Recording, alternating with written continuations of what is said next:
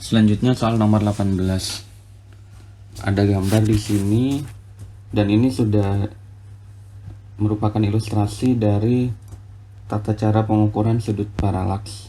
Nah, ini yang dicontohkan adalah bintang Sirius.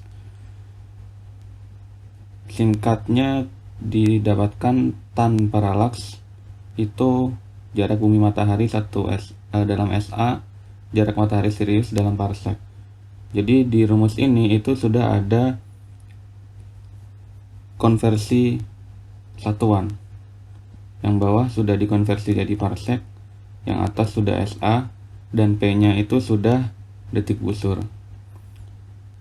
Perlu diketahui rumus aslinya adalah tan P dalam radian itu adalah jarak bumi matahari dalam satuan panjang meter, dan jarak matahari Sirius dalam satuan panjang juga, misalnya dalam meter juga. Intinya atas dan bawah yang jarak ini satuannya sama.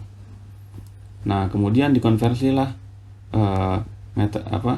sama-sama 1 SA 1 SA gitu. Nah, kemudian dikonversi lagi dengan definisi bahwa 1 parsec itu adalah 206.265 SA. Karena 1 radian itu adalah 206.265 detik busur. Oke. Itu kurang lebih penjelasan mengapa rumusnya jadi seperti pada di soal. Nah, untuk sudut P yang kecil bisa didekati tanpa mendekati P. Oke, jadi yang dibutuhkan adalah jarak basisnya, yaitu antara jarak matahari di bumi dalam pengukurannya. Nah, seandainya basis jarak matahari bumi itu dipindah menjadi pengamatannya itu jadi di Mars, periodenya 1,88 tahun, setengah sumbu panjang orbitnya 1,5 SA. Paralaksnya jadi berubah seperti apa? Kita gambar saja Marsnya. Jadi di sini tempat pengukuran paralaksnya. Nah, ini sudut paralaksnya. Mana A, B, C, D, E ini yang benar pernyataannya ya? Yang A, jarak Sirius diukur dari Mars lebih besar 2 kali dibanding diukur dari bumi. Ini jelas salah, karena jarak Siriusnya sama.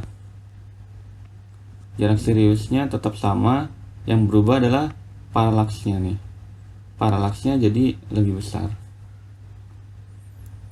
Yang B, pengamatan paralaks di Mars dilakukan dalam rentang 1,88 tahun untuk mendapatkan sudut paralaks maksimum.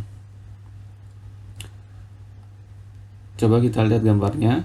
Untuk mendapatkan paralaks itu butuh setengah periode orbit ya. Jadi dari satu sisi ke sisi yang lain. Nah, artinya minimal dibutuhkan pengamatan rentang setengah kali 1 kali revolusinya berapa? 1,88. Jadi setengahnya ya, yakni 0,94 tahun. Jadi ini kurang tepat. Kemudian yang C, sudut paralaks yang diukur di Mars lebih kecil dari 0,379. 0,379 ini apa sih? 0,379 itu adalah paralaks dari Sirius diukur dari bumi. Jadi kan paralaks sama dengan 1 SA per jarak dalam parsec. Nah, jaraknya di soal itu 2,64. Didapatkan paralaks Sirius itu adalah 0,379. Nah, harusnya kalau di Mars itu akan lebih besar dari 0,379. Jadi yang C salah. Kemudian yang D, sudut paralaks yang diukur dari Mars 1,5 kali lebih besar dari pengamatan di bumi. Nah, mari kita lihat rumusnya. Yang ini ya. ketika P sama dengan 1 per D, 1 SA nih, maka didapatkan P-nya itu 0,379. Nah, ketika diganti P-nya itu di Mars, paralaksnya di Mars, atasnya jadinya 1,5 SA, sedangkan D-nya tetap. Berarti paralaks di Mars sama dengan 1,5 kali paralaks di bumi. Gitu. Jadi yang D benar. Kemudian yang E, diameter sudut bintang Sirius akan tampak lebih besar 1,5 kali. Ini juga salah, karena paralaks tidak mengukur diameter sudut. Dan bintang, karena saking jauhnya jaraknya, itu menjadi benda titik. Diameter sudutnya sulit terukur. Oke, kurang lebih itu bahasannya untuk nomor 18. Jadi jawabannya adalah yang D. Lalu soal nomor 19. Ini bukan soal yang sulit ya. Ada noda matahari atau bintik matahari, temperaturnya adalah 4000 Kelvin. Maka panjang gelombang maksimum emisi noda matahari tersebut dalam satuan angstrom adalah panjang gelombang maksimum emisi ya.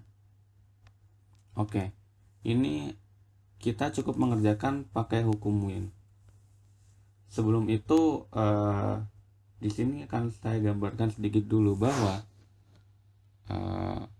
pendekatan analisis dari fluks bintang, termasuk diantaranya di permukaan matahari sebagai bintang itu ada noda matahari, itu didekati dengan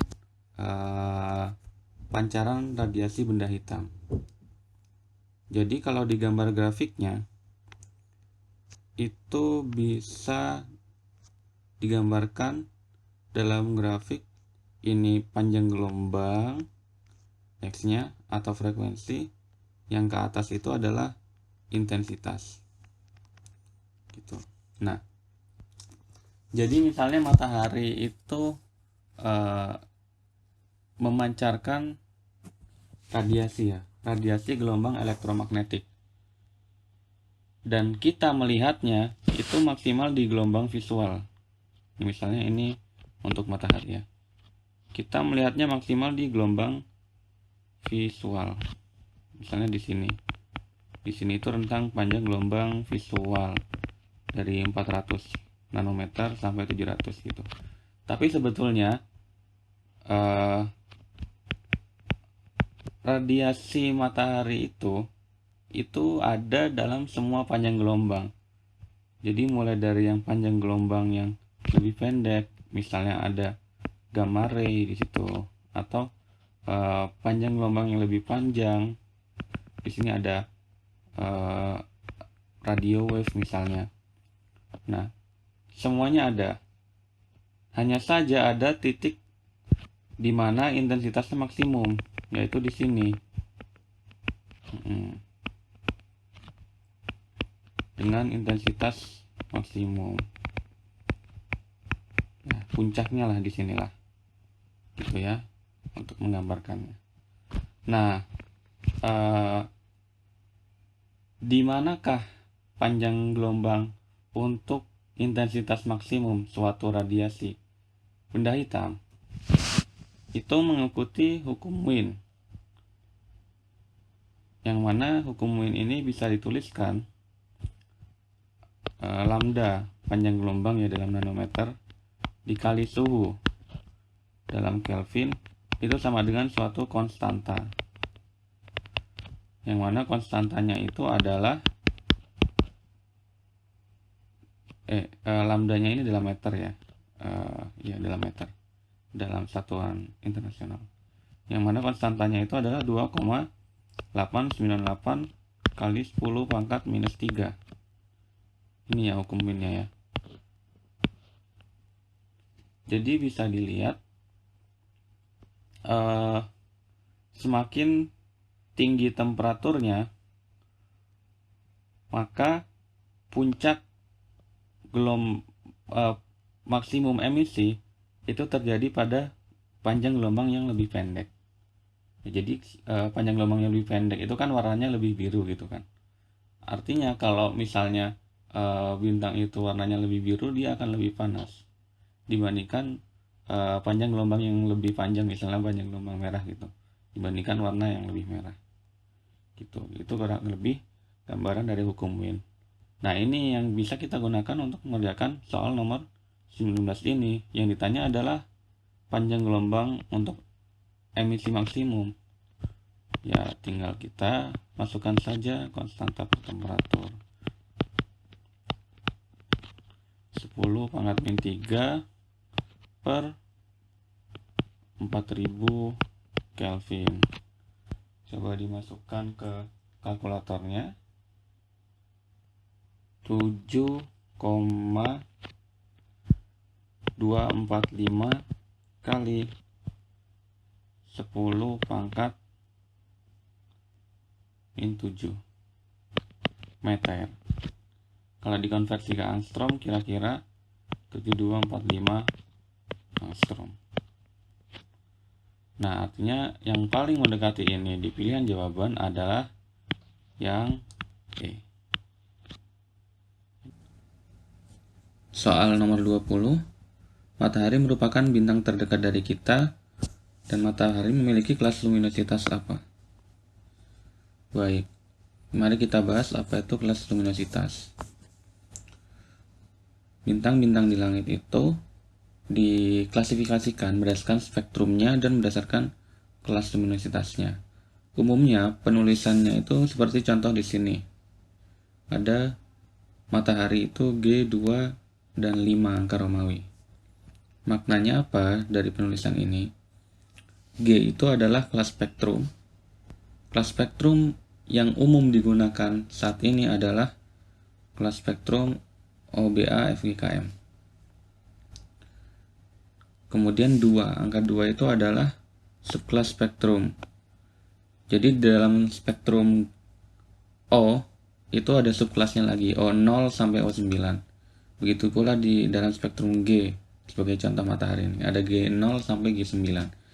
Yang di antara subkelas itu bisa saja ada perbedaan karakteristik. Itu. Nah, kemudian yang 5 ini adalah kelas luminositas. Kelas luminositas itu ada 1A, 1B, 2, 3, 4, dan 5. Coba kita cek satu-satu. Ini ya gambarnya. Jadi, bintang kelas O itu lebih panas dibandingkan bintang kelas M. Jadi, OBA FGKM itu mengurutkan dari yang terpanas ke yang lebih dingin. Kalau dilihat spektrumnya, O itu banyak di gelombang biru ya, intensitas maksimalnya, sedangkan yang M intensitas maksimalnya ada di gelombang merah. Di sini. Kemudian dilihat juga garis-garisnya. Misalnya di A ini terlihat sekali garis ini ya, yang saya lingkarin. Oke. Sedangkan di O, garis itu tidak terlalu tampak. Kemudian di M itu ada garis-garis yang sangat tampak. Ya. Nah, garis-garis itu menunjukkan ciri khas tertentu di masing-masing kelas spektrum ini. Kita bahas secara singkat selanjutnya. Oke, ini tabel karakteristiknya secara singkat ya, untuk merangkum ciri-ciri dari masing-masing kelas spektrum itu. O warnanya biru, temperatur permukaan bintangnya diperkirakan sekian, 20-35.000 Kelvin. Nah, karakteristik spektrumnya ini nanti kalian bisa baca sendiri. Tapi saya jelaskan sedikit. Di sini ada notasinya adalah misalnya He2 ini ya, helium 2. Ada C3, karbon 3, nitrogen 3. Maksudnya apa? Ini tuh notasi atom. Kalau 1 itu netral,